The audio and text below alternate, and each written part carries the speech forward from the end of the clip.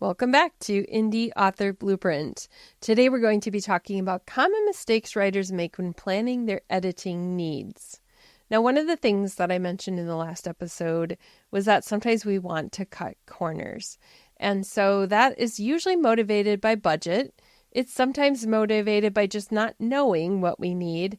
And other times it's by time or pressure to get something done. So whatever the reason is, these are mistakes that we sometimes make and we want to avoid them. So the very first mistake that authors sometimes make is skipping developmental editing.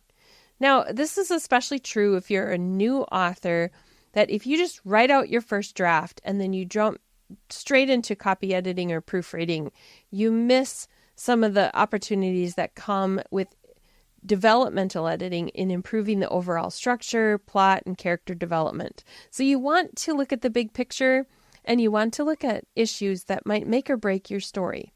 So the solution here is to start by assessing your need for developmental edits, especially for first drafts, those complex plots, or if you're a first-time author.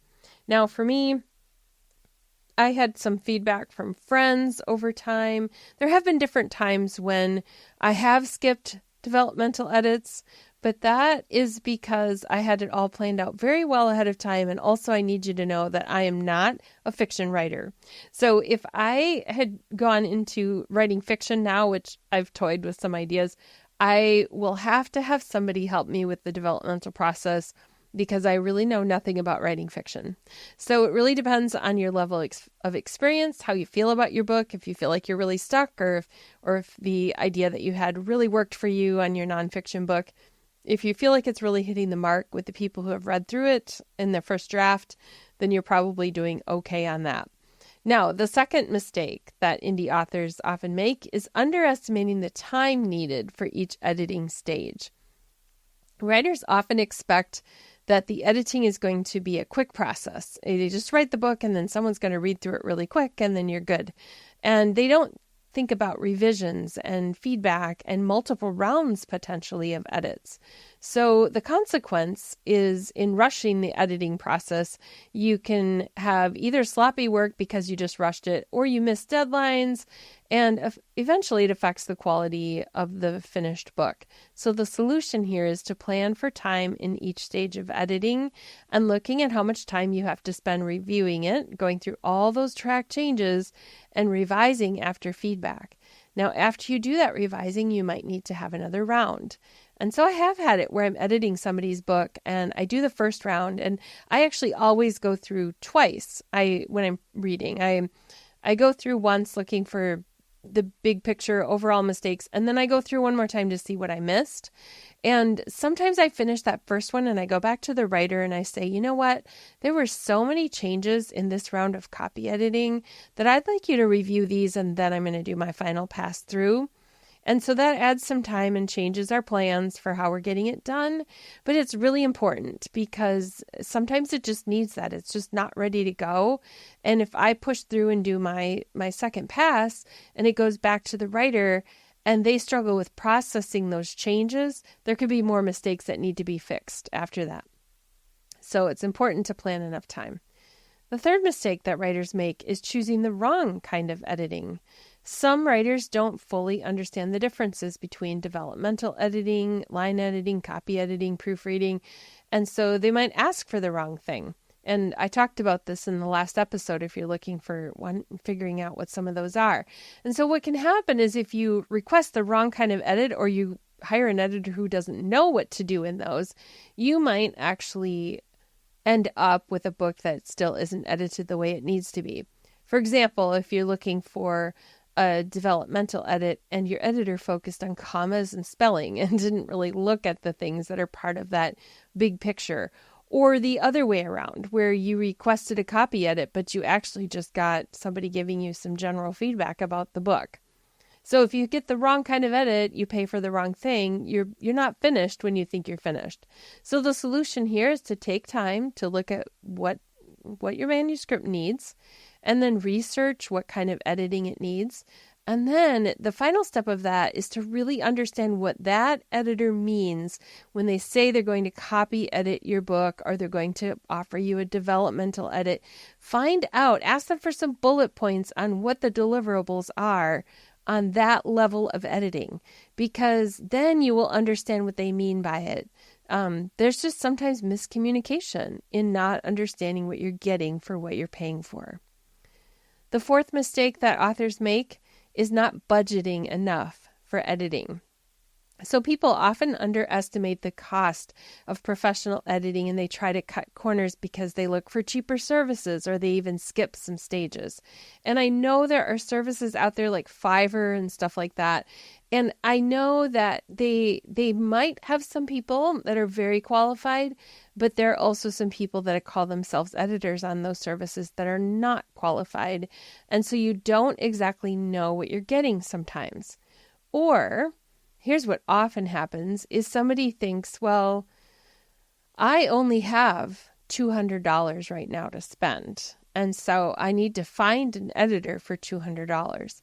And I want you to know that if you have a 50 or 60,000 word book, a good editor is going to spend a lot of time going through that book.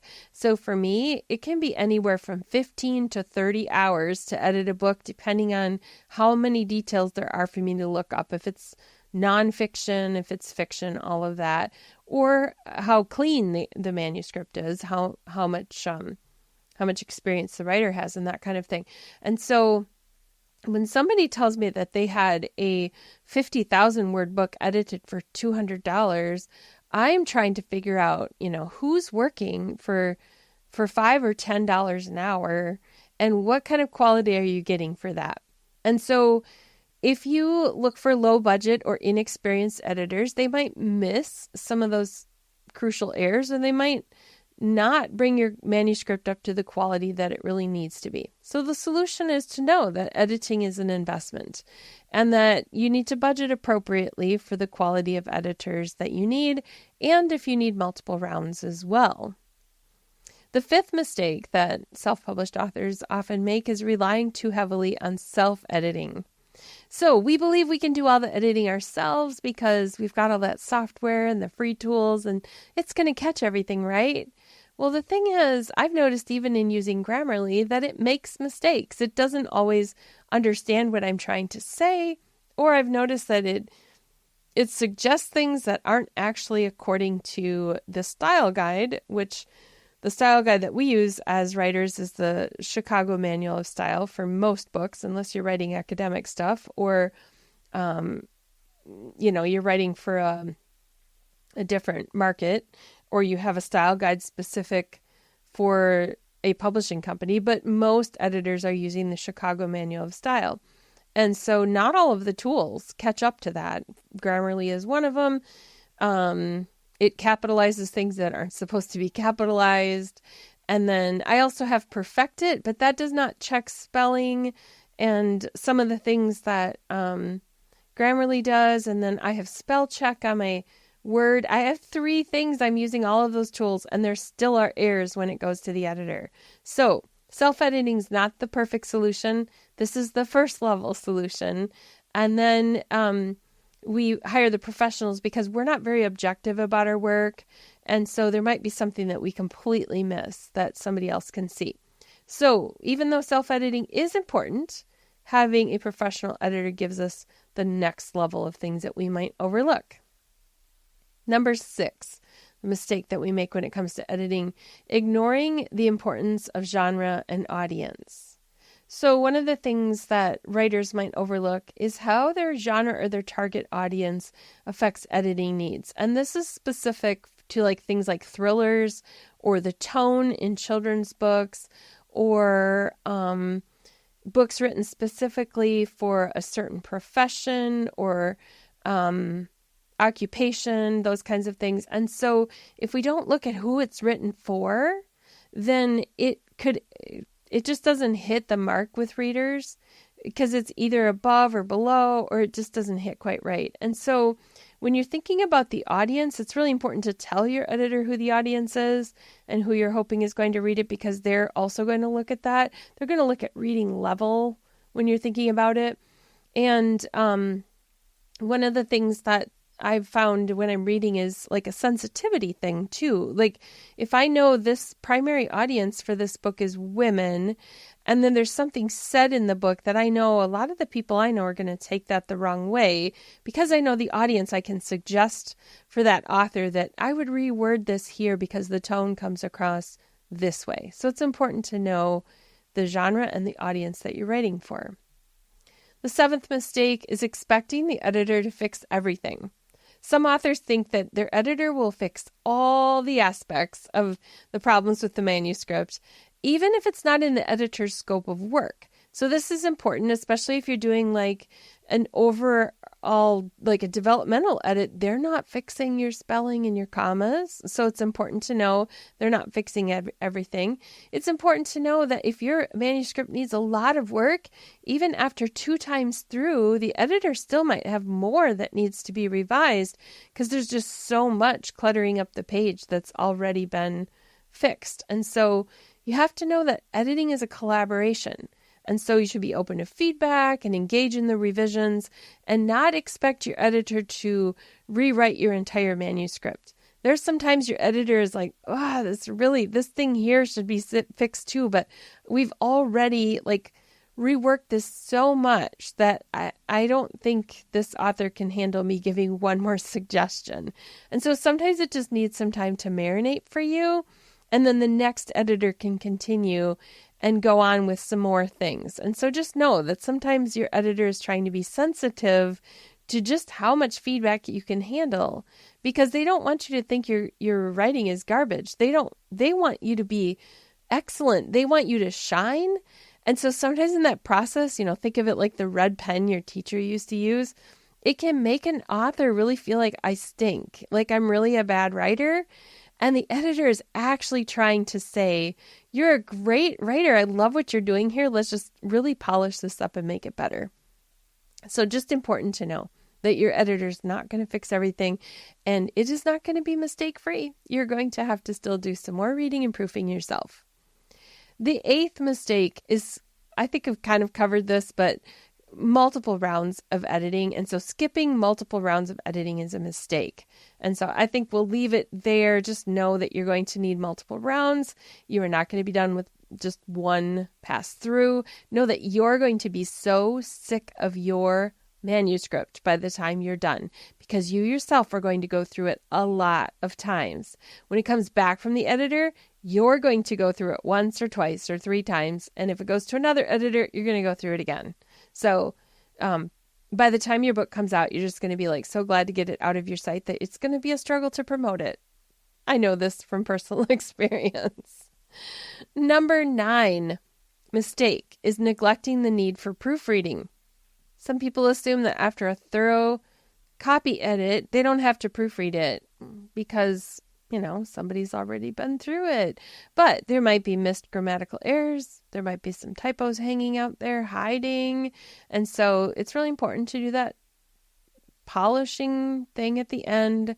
I have a confession to make. I do have this thing, once I've done all of those steps, I really dread even opening my books and looking inside of them, because I have this fear of finding a typo after all of that, finding those typos that get through all of the rounds of stuff.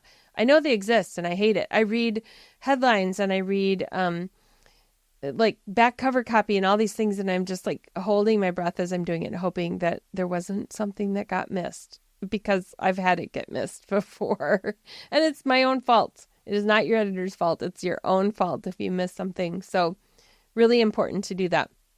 Okay, the 10th and final mistake that writers sometimes make is not doing enough research on editors. So don't choose the first editor you find, and do properly vet your editors for their genre, their experience, their compatibility. And sometimes what this is just asking for a sample edit.